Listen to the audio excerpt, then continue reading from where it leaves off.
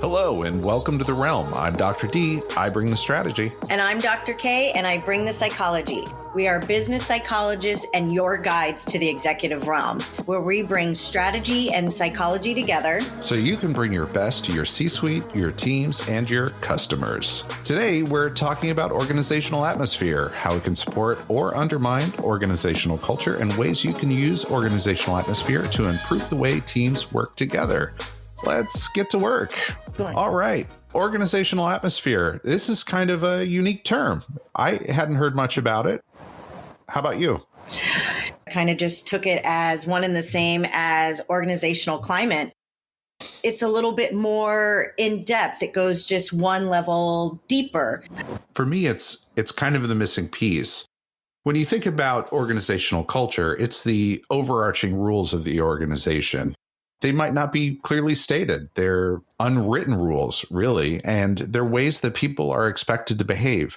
Now, sophisticated organizations really do a lot to try to shape their culture, but cultures kind of evolve in their own way. And I think the biggest distinction between organizational culture and organizational climate is organizational culture are those unwritten rules or those rules within the organization, those behavioral rules, where climate is the way people perceive those rules and the way they perceive the environment around them as they're interacting within the culture. The big difference here with atmosphere is kind of a microclimate. You can walk from meeting to meeting or interaction to interaction and have a completely different experience depending on who you're engaging with. You may bring some elements to an atmosphere within a meeting or a conversation, or you may know somebody who brings a really strong point of view or a really strong behavioral aspect that may not line up with the culture. They can bring their own little microclimate, their atmosphere. Just like when you walk into a restaurant, the restaurateur is trying to create an atmosphere for people to enjoy their environment. And you can walk between 2 or 3 different restaurants and have vastly different experiences. The same thing can happen in meetings or walking into different clients' offices. And sometimes that experience is created for others, and it can either support or detract from the organizational culture. And it may be the biggest contributor to organizational climate, even bigger than establishing the culture. It's these micro interactions with people or these small interactions that can shape this atmosphere. Absolutely agree. Now that we started talking about organizational atmosphere, sometimes, as you were saying, that, these little interactions that we have, whether it's a 30-minute meeting or just a quick conversation, how that can really turn a day around or turn a person's mindset around.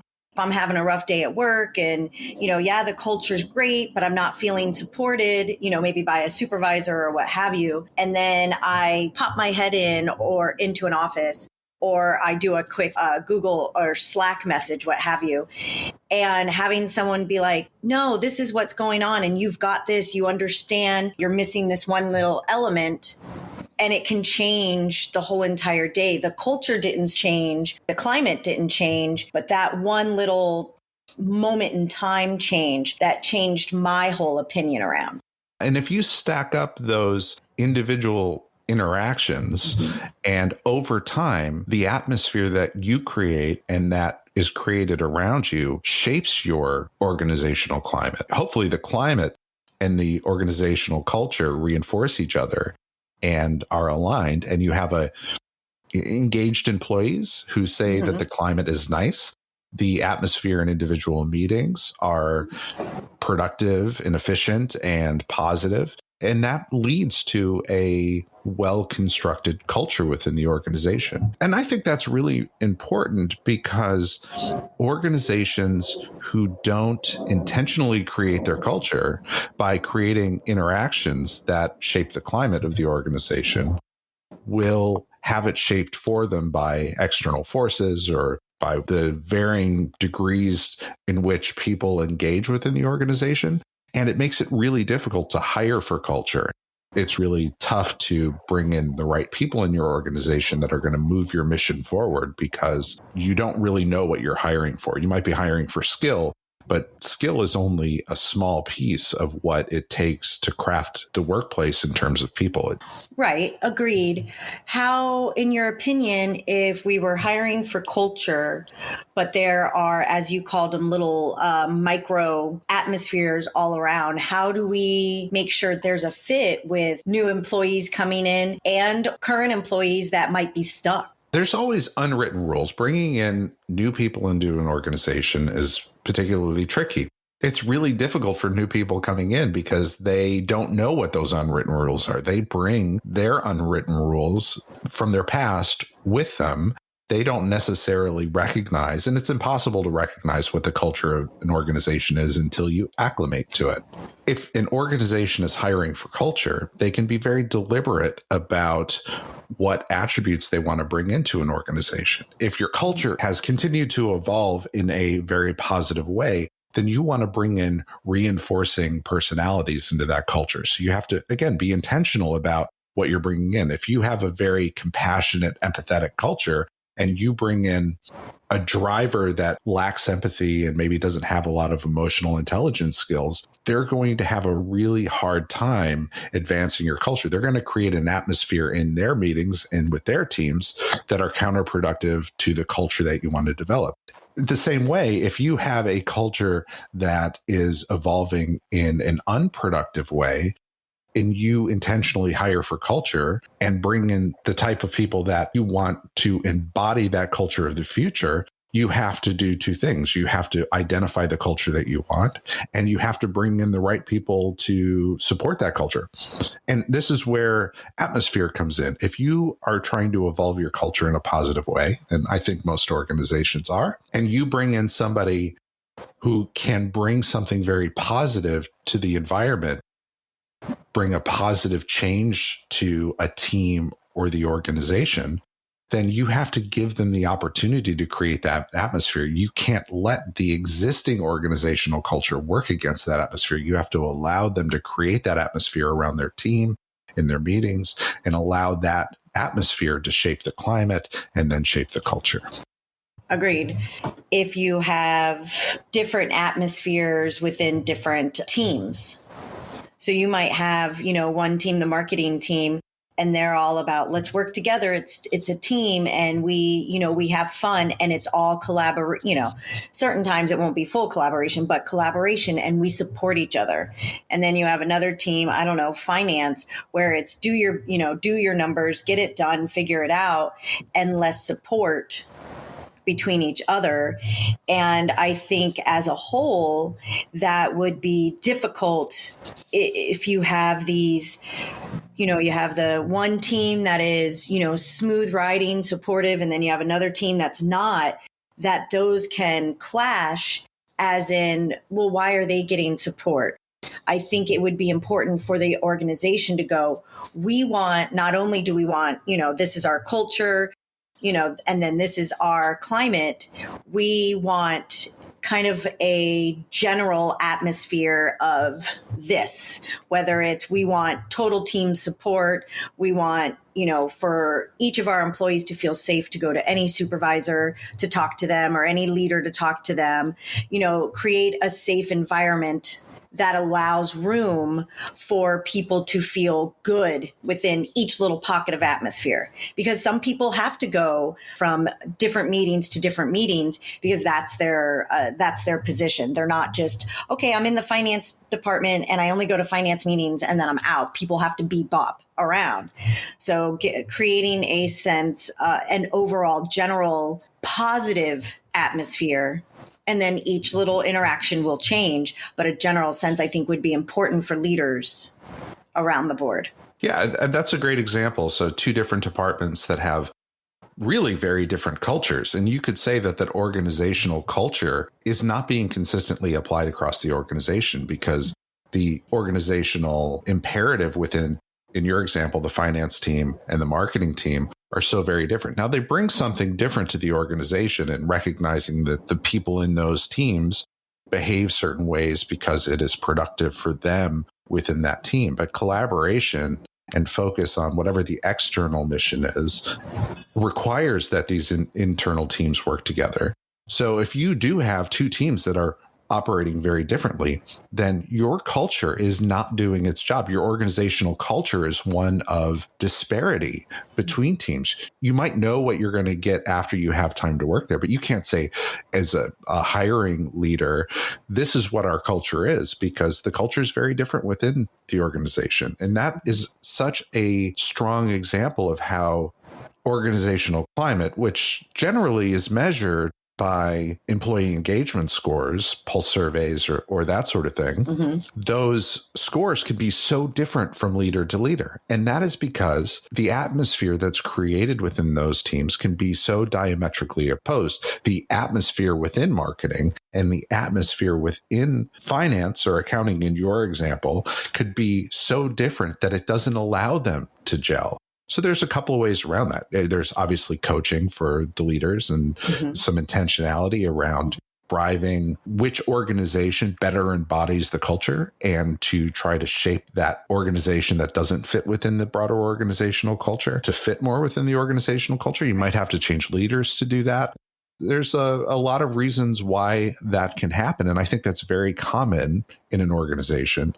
And typically today, I think organizations look at their employee engagement scores, which is the temperature of the organizational climate, and they try to create these action plans, but they don't really find a lot of effect other than saying, this is your measure, leader, you need to improve it. And the leader may not exactly know or understand why their atmosphere and why their engagement or their organizational climate within their team is so vastly different than the rest of the organization. I think this is where a deep dive into what the atmosphere should look like, what meetings should look like, how team interaction should look like, how one-on-one interaction should look like, being very explicit in the design of those types of interactions from a leadership level can shape the atmosphere and bring the organization and help it evolve to a new culture, or get in line with the culture that the organization wants to have. Right. And I would agree with all that. I think there needs to be room for flexibility, whether you have a company of 5 people or you have an organization of thousands. People are going to bring their own stuff in. So it's leaving room for flexibility, because you were using, and we try not to use the word should in therapy a lot, but it should be designed like this and it should look like that. That it needs to, in my opinion, there needs to be room for flexibility, because people bring in stuff from the outside. Emotions do get brought in. I've been talking about COVID and people's worry and stuff like that. All that emotion comes in. It should be a general sense of what interaction should look like. Not it should be like this, but hey, we're going to ask open-ended questions. We're going to, if we're going to read body language to some extent. And if something doesn't seem to be fitting, we're going to call someone in and see how they're doing. What's going on? Why aren't you getting along with Terry and Steven over there? What's with the interactions? What's happening that's creating this turmoil in the atmosphere? And then which would, doesn't help the culture, which doesn't help the climate either. I don't know. What are your thoughts on that? People are unique and individualistic, and they bring their own perspective, and they bring their own baggage, and they bring their strengths, and they bring their weaknesses to every interaction that they have. When I think about atmosphere, I think about guardrails. The unwritten rules of the culture are, we're going to treat each other with respect, for example, which means if you see meetings where there's a particularly tough leader who has the tendency to scream and yell and pound the desk and be very demanding, that is counter to the culture that you're trying to create. Or a leader who puts things off until the very last minute for their teams and drops big projects on them at the last minute and creates a very high stress environment unnecessarily. Those are decisions that leaders make that create an atmosphere for their team or for that interaction that's not necessarily healthy for the larger organization. Leaders have to be held accountable, or even team members need to be held accountable when actions drive behaviors that create an atmosphere that are counter to the organizational culture. Because if you say, we want to be an organization full of compassion and empathy and open-ended questions and a really caring environment, and you take no action on the quote unquote jerk in the organization who might be an excellent employee and a great salesperson, but just runs roughshod and creates an awful atmosphere in every meeting and every interaction that they're in, but they get results, you're not going to shape your culture. And you open the door to say, hey, our culture is one where, yeah, we say these things, but we don't enforce these things. So we can do whatever the heck we want. We undermine the trust in our culture and create an organizational climate of mistrust when leaders are just permitted to continue to behave in ways that are counter to the environment. And you can sense that in each interaction that they have and the atmosphere that they create around. Would you say that leadership support would be one of the most important aspects in creating a positive atmosphere? If you want a positive organizational culture, you have to have leaders who embody positive traits. If you hire a bunch of people that are pessimistic and negative about a lot of things, you can't support a positive organizational culture. You have to have leadership support to be able to do that. You have to have buy-in from every level of the organization to whatever those cultural norms you're trying to embody in order to create that environment. Because again, every outlier that you have in terms of behavior can create individual interactions that are counter to the culture that you're trying to create and erode your organizational climate. I think about an example that I had in my own working life. The organization was generally a very compassionate, very focused on business. There was one leader, a fairly powerful leader, that brought in a very strong political point of view to every meeting. Every meeting started with his complaining about the political enemy of the day. He would come in and he'd say, I can't believe it was whatever he'd heard on the news that morning, likely. I can't believe that X and X and Y, they're so stupid. I hate blah, blah, blah. They need to go to prison, or, you know, whatever the political vitriol of the day was. And knowing that, just given the statistics of the country being polarized, he was turning off half the people in the organization. I didn't really care what he said, but he created this atmosphere. A, he wasn't very sensitive.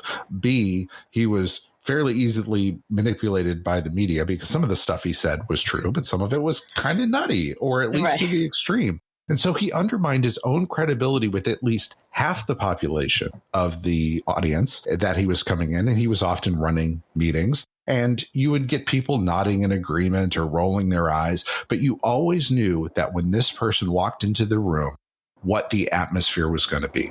And it was very counter to the organization. And the organization had this tendency, well, if people have been here long enough, then they kind of got a free pass to do whatever, as long as it wasn't illegal. And that was very counter to the culture, because they would hold newer folks in the organization to a higher standard than those that had been around a while. And I found that very frustrating personally. This person is being very counterproductive to meetings. We're losing about 10 to 15 minutes to his rants.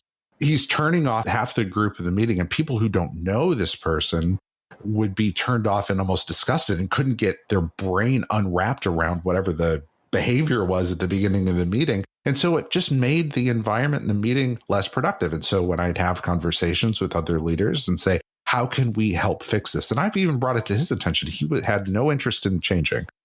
The organization just said, well, he's been here for 30 years. What are you going to do? That's just who he is. And it was awful. It was just awful and very counterproductive. Yeah, I worked for a company that was very boys club esque type of company, and the culture was one way, the climate was another way, and the only thing that would change, within, as we're talking about atmosphere, would be the interactions with the managers. The managers, they would, as we called it, affectionately and non-affectionately, drink the Kool-Aid. Whenever a new manager would come into the into the company, they all drank the Kool-Aid. We got to change everything and this and that. And once the dust would settle, what would make the culture and the climate bearable would be those either individual interactions, or when we would have team meetings prior to beginning the day or what have you, and the manager would bring in a funny joke, or be like, hey, I know it's been a rough week, let's look at this, you guys have done a great job. They would use a lot of positiveness and try to create, okay, I know things are rough. Hey, this person's, this CEO is going to be walking in the door today, be ready for that. They would prepare us, but they would also support us. Now, there would be a few that would, kind of do a lot of finger pointing and, you got to do better and and not provide, it was always negative. There was no support in there. There was no encouragement. And that would change the atmosphere of how, that day would begin. Sometimes I would see what manager was going to be on or what was going on, and I would just be like, oh, okay, let me get all ready for this. And then other times I'd be like, oh, it's going to be a great shift. Look at who's on today. And what did that say about the organization? It said that they didn't have a plan for their culture. They certainly weren't hiring for culture. And the atmosphere that was created by different managers, you couldn't have confidence in your day-to-day interactions because the managers would bring their own atmosphere and they weren't held to account for what was appropriate and what wasn't. Right. However, in this instance, them bringing their own atmosphere helped the culture. It was actually a positive. When they would bring in a kind of different mindset, it actually was easier to deal with the culture and the climate that was created by. So the organizational culture was largely negative, and there would be bright spots from new managers that were brought in. Is that what you're saying? Yes. Yeah. And what would happen with those managers if the culture driven by the executive leadership was one of negativity? Those positive leaders may not have lasted very long. They may have felt worn down and would leave the organization because their perspective was not aligned with the organizational culture. And that positive momentum that could have been shaped by them ultimately ended up leaving, I'm guessing. Yeah. I mean, some would stay, some would go, they would rotate around. It changed from, different regions, depending on the region that I would be in or what have you. But it would, we would all know this is our ultimate goal. How can I help you to get there, to get all this done without kind of losing your sense of support, losing your sense of safety, losing your sense of autonomy, so forth and so forth. And the managers that brought that positivity, that support, would you say that they brought good leadership? I would say on the most part, they brought good leadership. Just like everyone, they're human too. And they'd have their days where you'd be like, oh, okay, you need a nap later. Go. Yeah. But for the most part, they were good leaders. They remembered what it was like when they were lower on the totem pole, or they have done their own research, or, there was one manager that actually would do research on improving their leadership styles. That's great. Yeah. So that was always nice to bring in. So, when we brought up talking about organizational atmosphere, you had brought up how we could have this really great sense of culture and this really great climate. But you brought up, like, if there was external things that could happen that could change either the atmosphere or the climate for a certain amount of time. So I wanted you to kind of talk about that a little bit more. Externalities, whether it's a short-term shock or a long-term impact, can have devastating impact on the atmosphere. And if not managed, that atmosphere can shape the culture. I think COVID is a really good example of an external shock that happened to organizations. The atmosphere that was created right at the beginning of the pandemic was filled with a lot of uncertainty. It becomes a topic of conversation. it becomes a fear event that can shape the atmosphere of individual interaction. Recognizing that an atmosphere of stress and uncertainty can change the behavior of most people during that time. That external shock could create a transient event that causes their behavior to create an atmosphere and interactions that are counterproductive. And the question is, as you as a leader of people, how much flexibility do you give because of those external shocks? And do you recognize for yourself when things that are external to you that you're bringing for the day, lack of sleep, a fight with a loved one, a weather event, who knows what that is? Are you bringing something that is detracting from the atmosphere, or can you bring something from that enhances the atmosphere? Yeah, that's those are all great questions.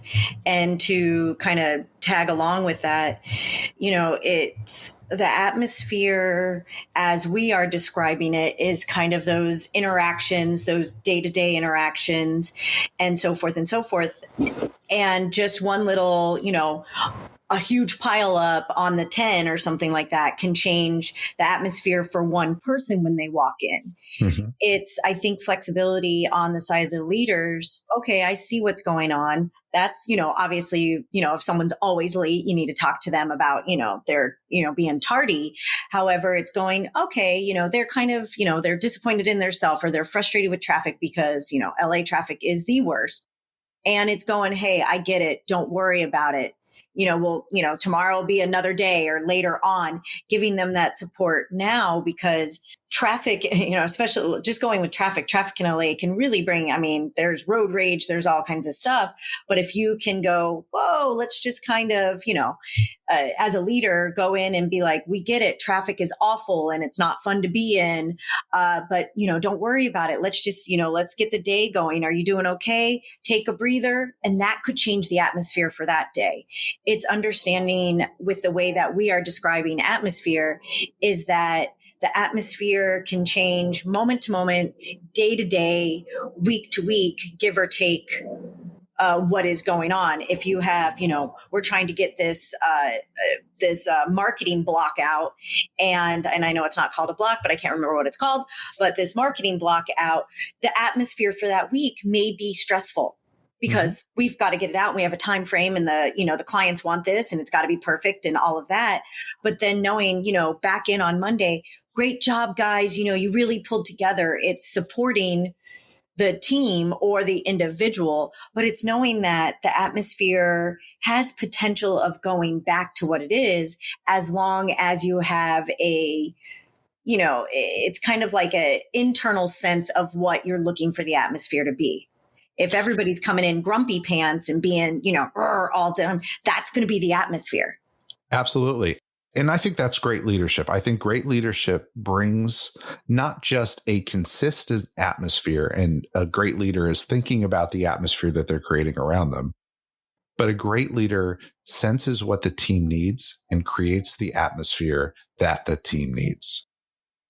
If there is a lot of uncertainty, say there are wildfires and evacuations, creating an atmosphere of understanding and saying, hey, I recognize you've got a lot going on. There's stuff going on that's outside of our control, and being patient with people while they're adapting to whatever circumstances going on around them, or in that stressful environment, a leader bringing in coffee or food for the team and saying, hey, I know it's a really busy time. I'm here to support you. How can I help? And getting into the trenches with them can create an atmosphere that is supportive of the environment. It doesn't necessarily change the externality, but that leadership support brings a dynamic to the atmosphere and helps shape the atmosphere to turn it from being a negative experience for whomever it is to a more positive and supportive one.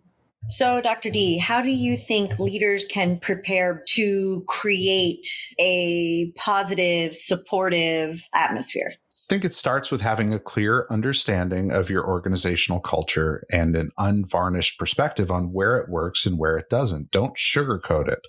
Note common traps where climate may work against culture building, like in meetings or with new hires or those externalities that we talked about.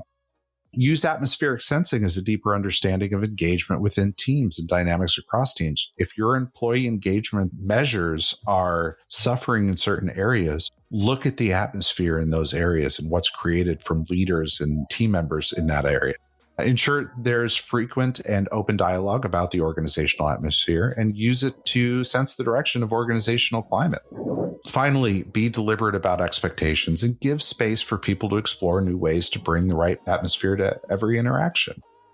Employees that have a positive atmosphere, a consistent atmosphere, or relatively consistent atmosphere from leader to leader, recognize what the organizational culture is. And I think it brings a sense of peace of mind. It brings a positive experience in going to work. And at the end of the day, I think it breeds retention within an organization. You'll keep the right employees and you'll attract the right employees because the atmosphere that they can expect from meeting to meeting and interaction to interaction is supportive of the culture that you're trying to create. What's on tap for next week? Next week, we'll be discussing confirmation bias in organizational decision-making and how scientific thinking and bias sensing can help teams and leaders avoid faulty decision-making. That's an exciting one. I really like that one. So great. Well, and to all of you joining us on this journey to the realm, thanks so much. I'm Dr. D. And I'm Dr. K, and we are looking forward to your next visit with us to the executive realm.